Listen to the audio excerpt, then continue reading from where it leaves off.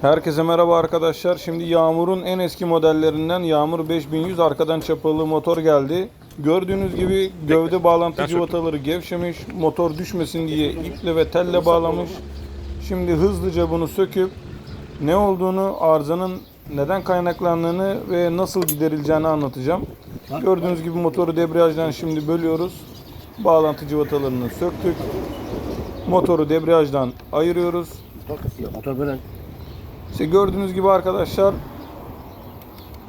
anahtarla gösterdiğimiz bağlantı cıvataları, bunların hepsi gevşemiş, neredeyse komple sökülmüş durumdaydı. Gördüğünüzde debriyaj balatası. Debriyaj balatasının frezesi gördüğünüz gibi incelmiş, sıyırmak üzere. Debriyaj çatalının cıvataları da kopmuş. Şimdi bunu çıkarmak için matkap kullandık. Şimdi debriyaj çatalının pimini çıkardık, debriyaj çatalını çıkardık. Şimdi gövde bağlantı somunlarını söküyoruz iyice. Çünkü bunların saplamalarını sabitleyeceğiz.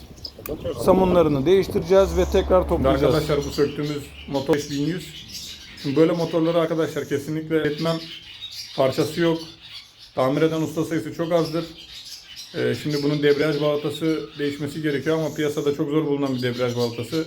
Şimdi bunu arayacağız. Bakalım, bulursak değiştireceğiz. Bulmazsak işimiz çok zor.